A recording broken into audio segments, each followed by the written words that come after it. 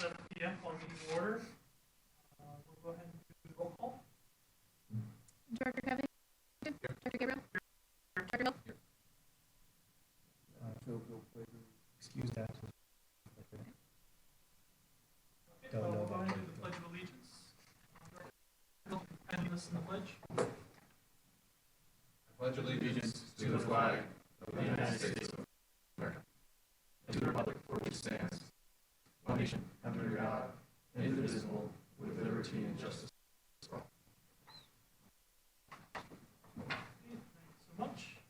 Any announcements? Additional announcements?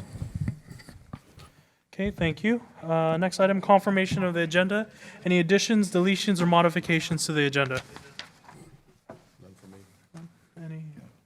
Okay, hearing no changes to the agenda, go into board correspondence.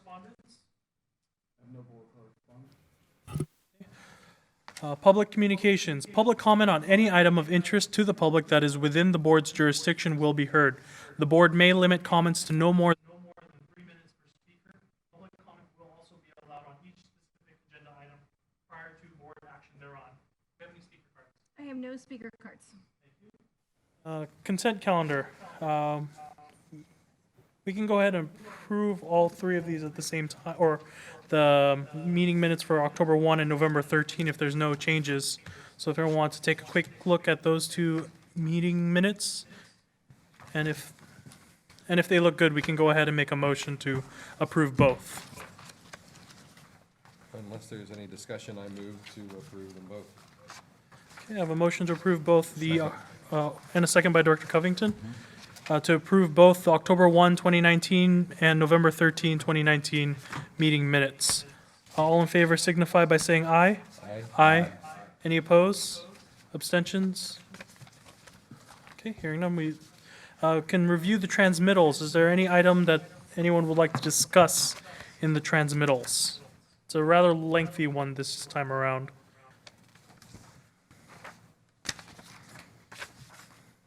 As much as I say I don't want to look at these, as much as I say I don't want to look at these, I do have a couple of things that caught my attention.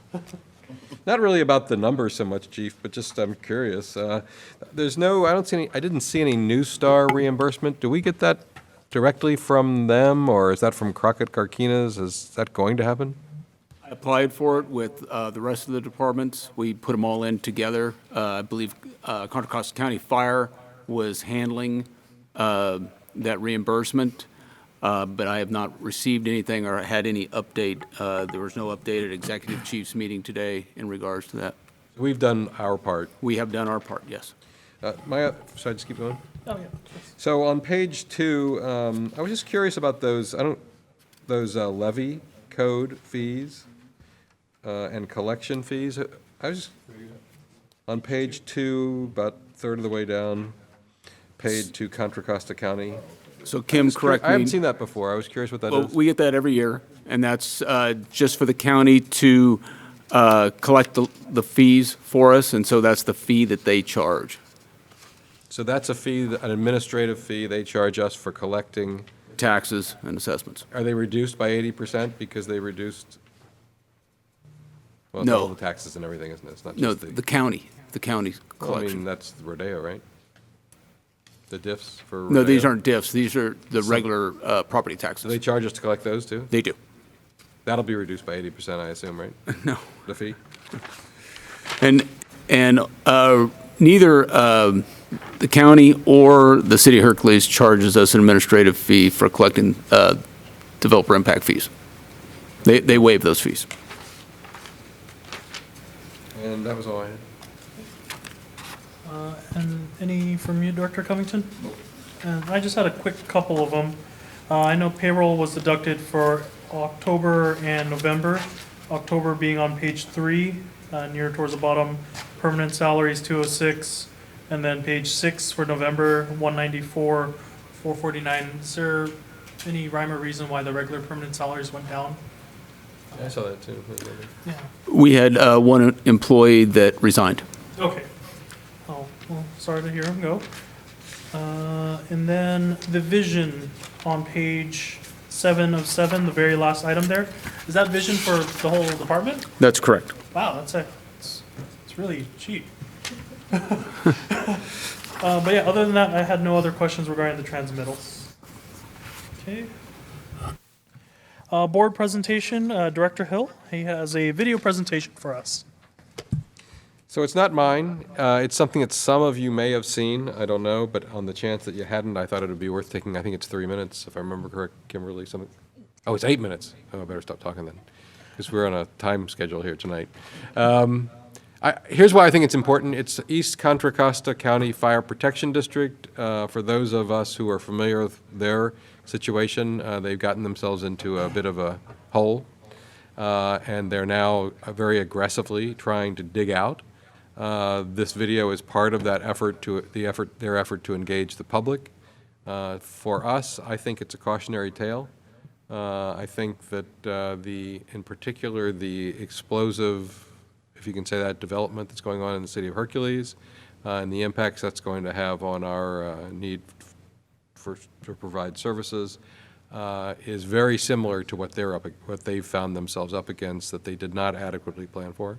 And so I thought it was worth watching in two regards: cautionary tale and what they're doing to reach out to the public.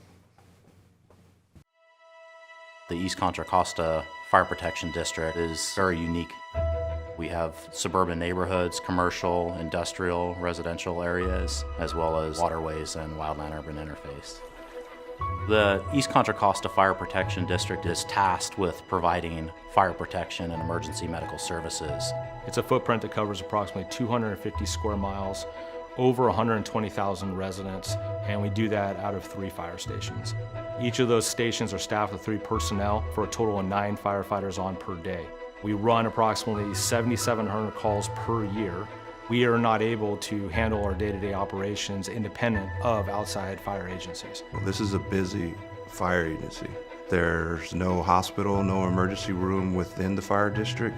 Getting adequate resources there in a timely manner. What's actually more critical out here, what you do prior on the scene and prior to getting them to the hospital is pretty critical. If we do not address the problem of 3 stations, as the service demand increases, the 3 stations we have today will become overburdened by the workload, and we will not have the ability to provide the current level of service, let alone the demands in the future.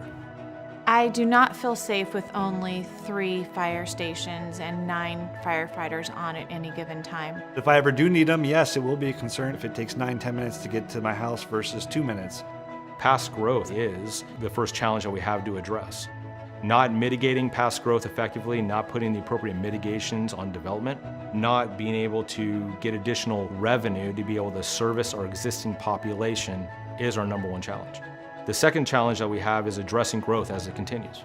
If the district continues to address growth as we did in the past, our problem will compound. Our community is just as susceptible as everyone else. And as we see continued growth and the new norm for California to be these great wildfires, we want to make sure that our community is well staffed and prepared if the time ever comes.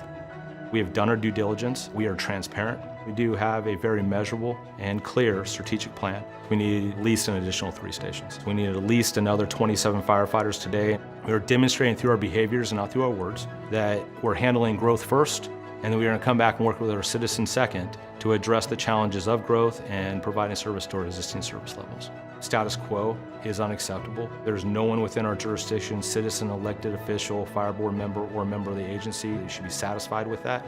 We need to come together as a community and figure out a way we can all pitch in. It's important to the future of our communities that we stand together as communities and protect each other. Since 2002 to date, we've been under-resourced, we've been underfunded, but we're still here. Join the conversation. Share your opinions with us. Ask questions. The need is great. Get involved and get educated.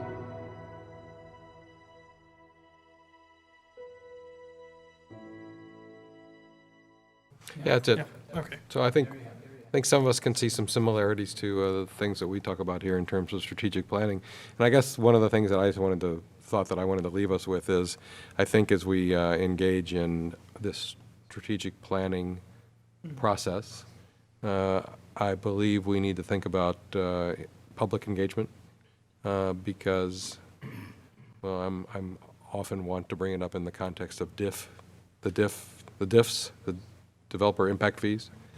I think we need the help of the public to, we're going to need the help of the public going forward to solve our little riddle as well, although it's not as dire, I don't think, as the situation those guys face. Okay, thank you. Yes. On that note, Chief, we, probably been 2 or 3 months ago, at least 3 months ago, we started talking about Pinole approaching you about a possible merger, and I don't think we ever picked back up on that, did we? Where are we with that now?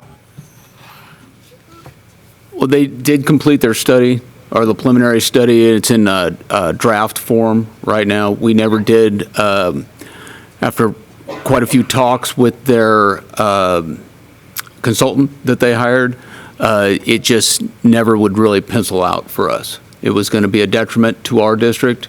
I think right now we're in,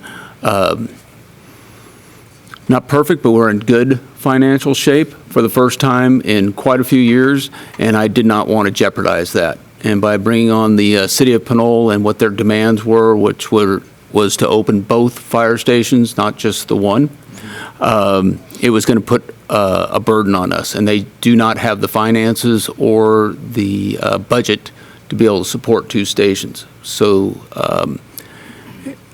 and currently, at that time, their fleet is also in need of some replacement. And yeah, the money's just not there. They only have 6,000 parcels.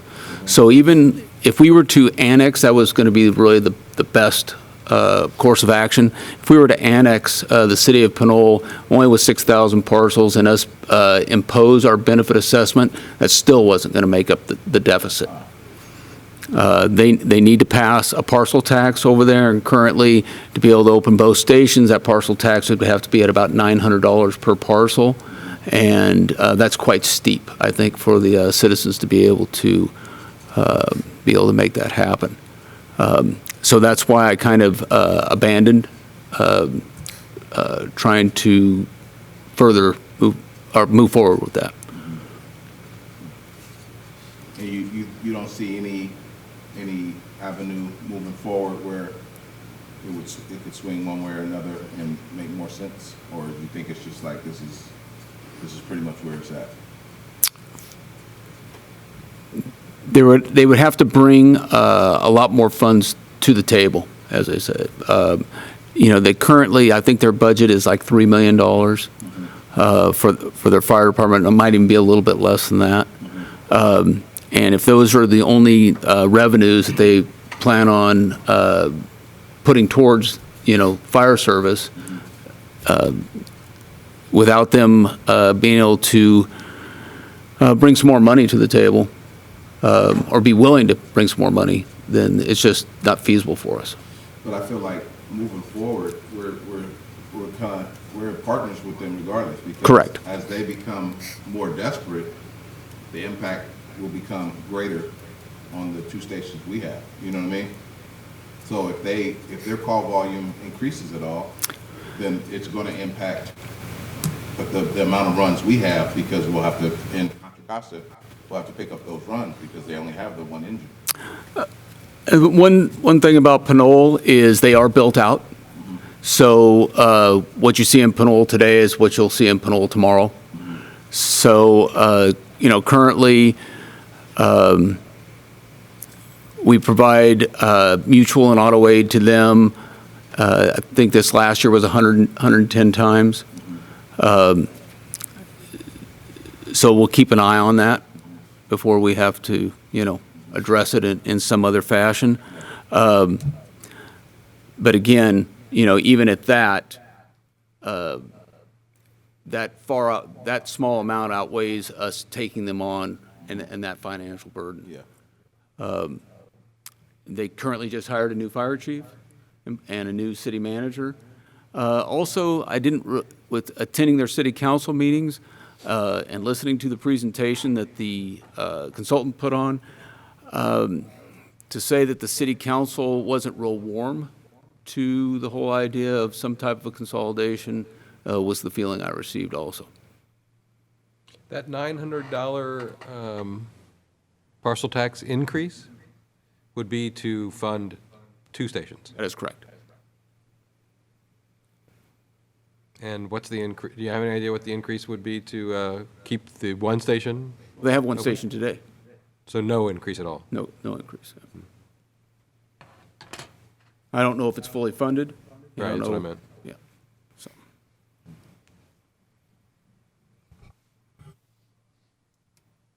Okay. Any other questions regarding the video presentation? Okay. We can move on to the next item. Thank you for that, Director Hill, for sharing that. That really helps us at least lead in the discussion for this. Item number 9, 2020 to 2021 budget, selection of a budget ad hoc committee. Chief, did you want to maybe let us explain a little bit about that? well, we'd like to start the budget process a little bit earlier this year. Last year, we were kind of a little bit of a crunch time. I'd like to be able to start by next month. Have put together a budget committee and start working on the budget because it'll be here before we know it. So it's up to the directors to elect whom you want to a budget ad hoc committee of two members if you can, or one, or whatever you prefer. All right. Do we have anyone that wants to nominate? You can feel free to nominate yourself if you'd like to be a part of the budget ad hoc committee as well. Okay, Director Covington. Director, do you have the capacity to do it, or I myself can do it, or it can just be Director Covington alone? You said there can be just one? Oh, 2? Okay. I was just looking at our other committees. Mhm. So we are, and who's on them. And it's you and Bill on strategic planning, and so I'll nominate myself. Sounds good. Again this year. Okay. This year I'll be even more helpful than I was last year. Yeah. Team together. Yeah. You guys crushed the budget last year, so we can expect the same for this year. So we do need to do a roll call vote for each individual nomination. So I'll entertain a motion to nominate Director Covington for the position as a member of the Budget Ad Hoc Committee. So moved. Okay, and then I'll second. So we'll do a roll call vote on that. Director Covington? Aye. Director Gabriel? Aye. Director Hill? Motion passes 3-0. Okay, and then I'll entertain a motion to appoint Director Hill onto the Budget Ad Hoc Committee. Second. And I'm entertaining the motion, so. Oh, sorry. Yeah, so if you want to bring them up. Yes. I'd like to bring a motion So- to appoint Director Hill to the Budget Ad Hoc Committee. Perfect. I'll go ahead and second that. We'll do a roll call vote of that. Director Covington? Director Gabriel? Aye. Director Hill? Aye. Motion passes 3-0. Perfect. And that is our Budget Ad Hoc Committee. Feel free to do whatever you need to do in terms of setting up meetings. Doodle poll, I think, is our go-to nowadays. Okay. Perfect. Any other questions regarding the Budget Ad Hoc Committee? Okay. A review of transmittals again? Was there a discussion? I do have one question for you, Chief. Are we following kind of the same pattern that we used last year, even though we're starting earlier, or are we starting earlier because we want to do some different things? So I'll put together a kind of an outline of what I'd like to see, or some suggestions of what I'd like to see. And yeah, we'll just expand on what we did last year, so it's not such crunch time. Yeah. Right. So get a little more time to be able to do some discussion, look at what we've done in the past, see if we want to make any improvements. And yeah, just to have a little more breathing room on being able to do that. Okay. Thank you. And then with that, I think we can move on to the next item, review of transmittals. It looks like there was a board discussion. They wanted to talk about whether or not we want to keep doing that. Okay. Director Hill, did you want to start off the discussion? Well, I guess I'm of the mind that we've appointed the chief to oversee those expenditures, and I think what I'd prefer to see is him report out to us on exceptions or that sort of thing.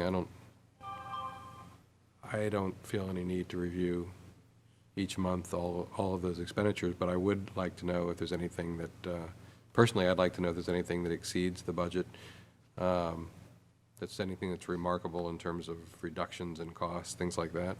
To me, that would be more valuable than spending the 10, 15 minutes we spend going over that.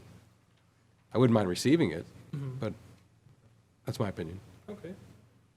Director Covington, did you want to say anything? Yeah, I'm of the same mind that we don't need the itemization, but the bigger things, just to kind of keep us in the loop on the bigger things, would be great. But yeah, I don't necessarily need the itemization every month. Okay. I just had a couple quick questions. How long does it take staff to prepare these transmittals? This is generated from everything that I put in QuickBooks, so the report itself takes 2 minutes. Oh, yeah. In that case, like, speaking of valuing time and that sort of thing, I would rather just have staff print this up and get it ready and provide it to us versus having, say, the chief or Kim go through each item and sort of see which sticks out and having them deal with what is the definition of what sticks out. And it's nice to also have a discussion about curious things like the PG&E matter that we always talked about. It's a nominal rate, but it was something that we managed to bring up in discussion.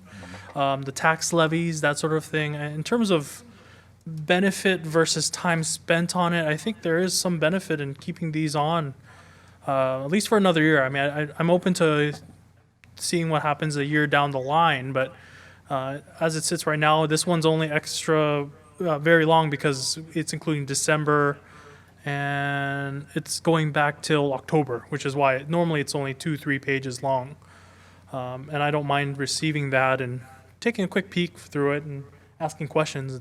And Chief and Kim are both pretty knowledgeable when we do have questions on it.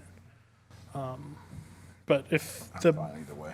yeah, I I have a comment on that. I mean, I don't disagree with any of that. I mean, it doesn't take a lot of time.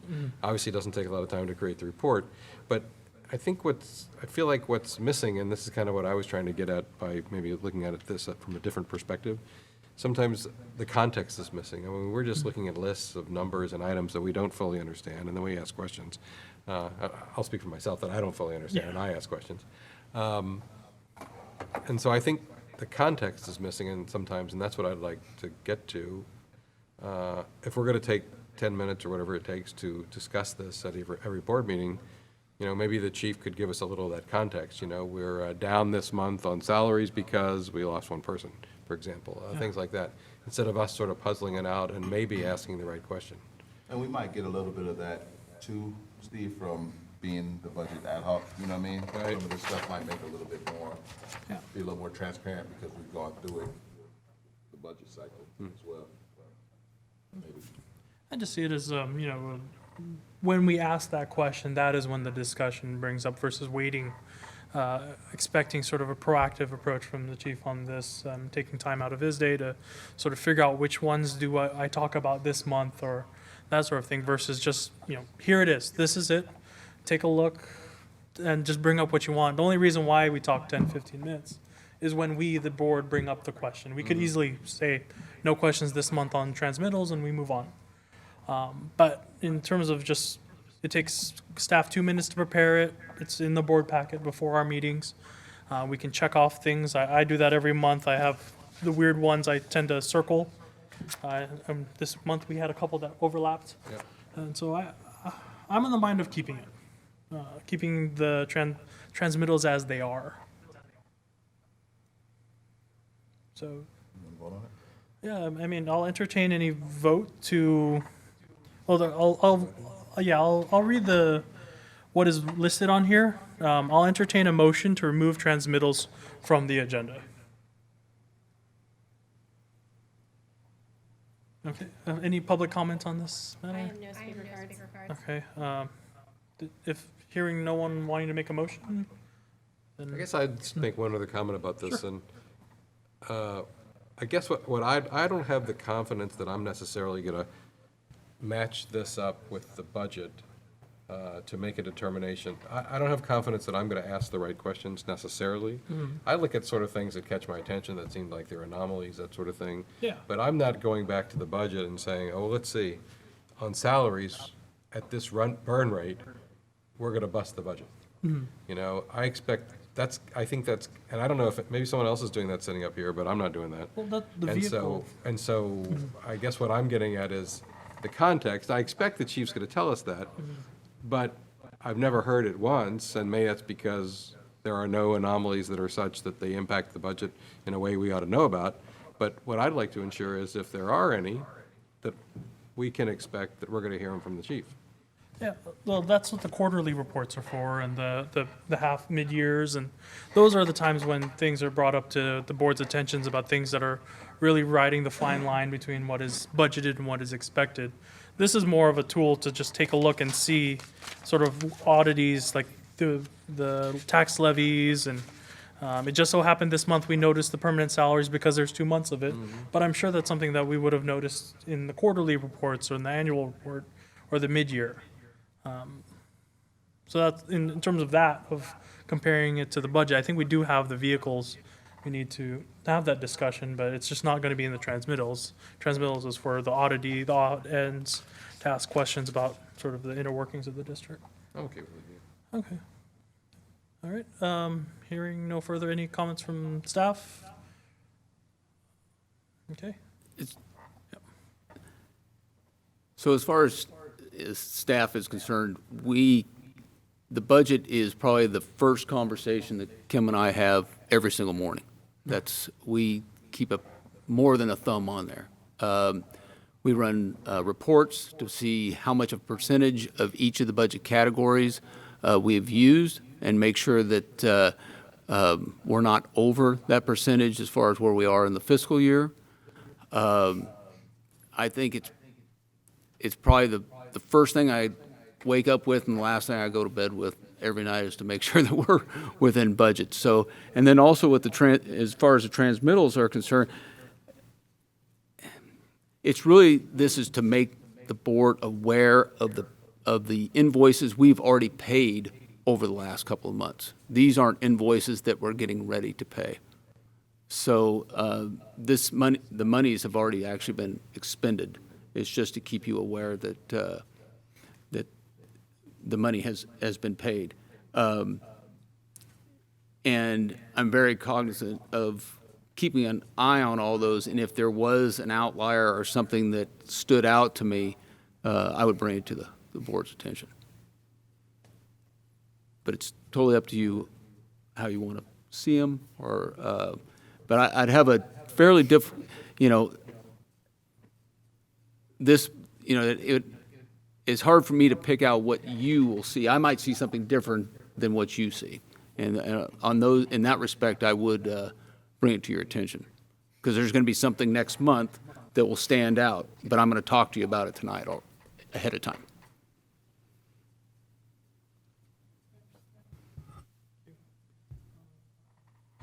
Any other questions or discussion items regarding this agenda item?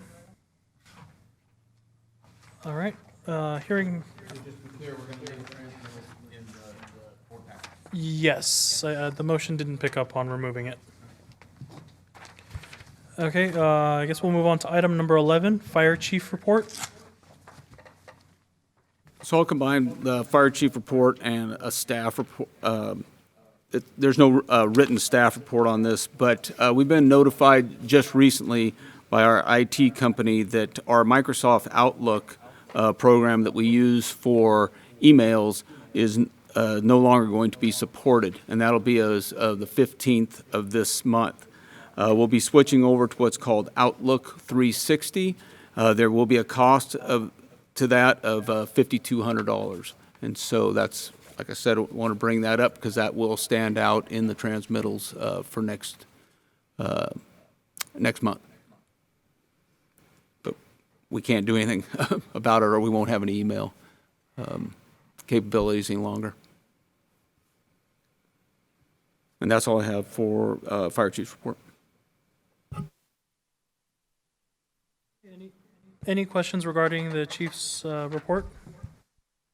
One thing, Chief, one thing caught, I'm sorry, go ahead, David. So what, on the facilities, I just wanted to make sure I understood. Classroom 76 is settling? Does that mean like sinking? What's that mean? So that's on the Fire Chief's report, right? Isn't that what we're on right now? Yeah. Oh, for some reason that's improperly. Let me do the Fire Chief's report. Okay. I thought you were done. Yeah. I was like, So, yeah, Fire Chief, report in front of you, any additional questions? And that is correct. So, as far as the fire station, training facilities, what we call, classroom 76, is a portable building. It has been in place now probably, over 15 years. It is, settling to the point where, we can barely get the door open to the classroom, running on the ADA ramp that goes up to it. With further inspection, taking off the skirt, looking underneath, supports have rotted. It was sitting on one support. There were pressure treated boards, but that area in there, we had quite a bit of runoff from the hill. It's almost like a little marsh. It stayed very wet. I don't know what kind of substructure they put before they put the classroom in. I believe they put some decomposed granite or some road bed rock in there. But I'm not positive on that. But anyway, so because of the substructure, the wood framing that's underneath, holding it up, rotting, classroom is settling quite significantly. So we need to get that level. How old are those, Chief? How old are The buildings were actually built in 1959. Oh, wow. No, 1969. Those were classrooms from Hillcrest School that used to be in Rodeo. And so we acquired those and had them moved to the station. We have two sets. They're 50 years old. I thought you said 15. We've had 50. Oh my gosh. We acquired them 50 years. they're 70 years old, 1959. 69. Oh, 69, okay. Yeah. Wow. Still 60 years old. Almost 50, yeah. So one other additional item I had for you under grants, that I did report out on in your report was we did receive a $25,000, applied for and received a $25,000 grant from Phillips 66 Refinery, for large diameter hose. Our diameter hose is over 20 years old, and just it was in need of replacement. So we able to obtain a grant from them for replacing the over 1,500 feet of large diameter.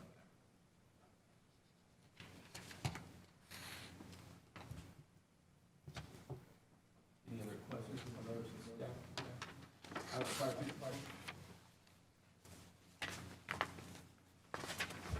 I'll just make the observation that it seems to me we're putting a lot of money into that classroom between rat infestations and settling. Foam. And I just hope that I doubt that we budget for settling and rat infestations, right? So I don't know what alternatives might be, but I hope we are considering those before we sink a sizable amount of money into, good money after bad. I know you don't know right now what the bill will be for that. I do not, and they are utilized on almost a daily basis. Right. It's I don't know how we would do without them. The only other would be to replace them. Right. I don't know what the cost of that would be. If we were able to find, we didn't pay anything for them, and so any money we put into them is, I guess, money kind of well spent. But like I said, they're utilized on a daily basis. One is our workout room, is the exercise room, for the department, plus a storage room, and then the other one is our meeting room and classroom. So I think in the long term is one thing we will have to look at is if we are still wanting to have those type of buildings, having them replaced, building something else, getting different portables, new portables. But I haven't looked at or at the cost of that, and that is definitely something that should be probably looked at during the strategic plan. That's a good point. Okay. Any other questions for the fire chief's report? Okay, I had a quick one regarding the incident report attached to the fire chief's report. What's station MA? I think I know what that stands for, but second page, 2 of 2 for the incident report. It says station MA. Okay, there, I thought so. And then the $25,000 grant, I don't see it in the report itself. Okay. Oh, okay, okay, sounds good. And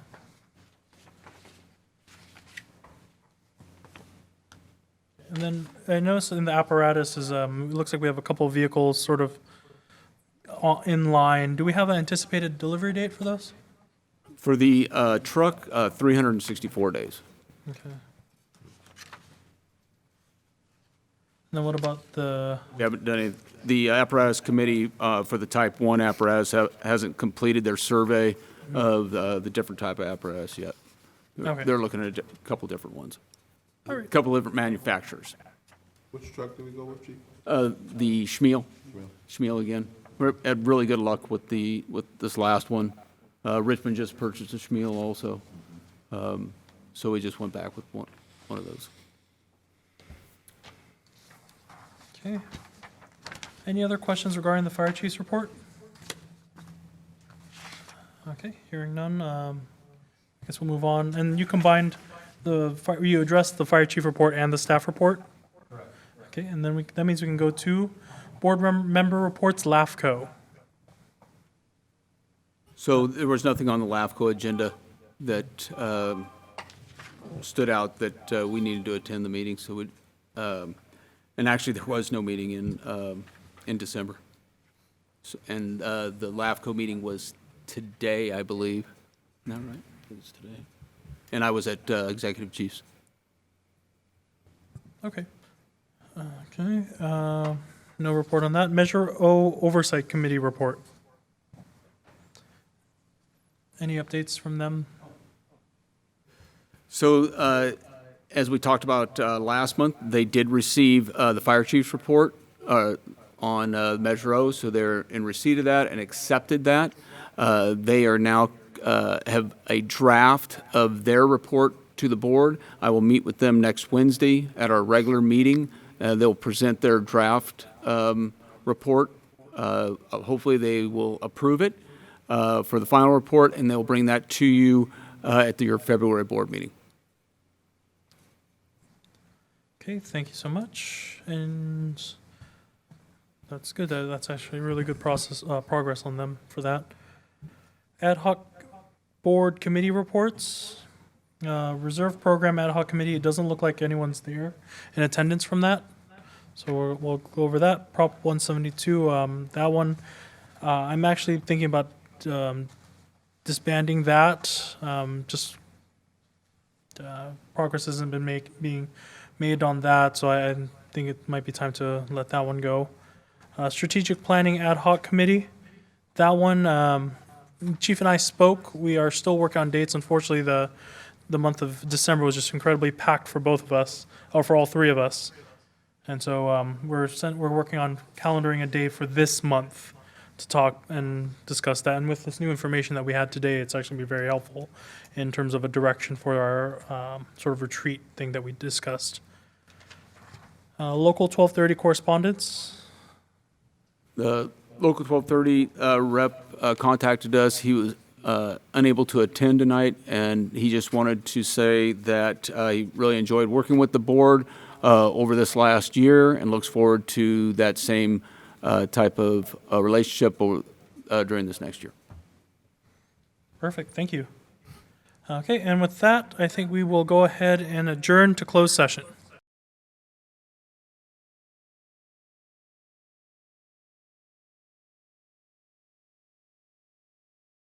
From open session, we do closed session report out. Thank you, Chair.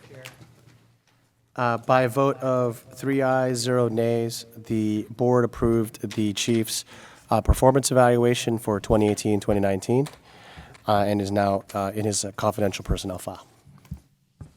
Okay, thank you, Mr. Pierotta. Next item is requests for future agenda items. Are there any requests from the board for a future agenda item? Okay, well, hearing none, as always, the board is always welcome to give me a call, text, email of any future agenda items, or contact the chief directly if anything comes up. And with that, at 8:05 p.m., this meeting is adjourned.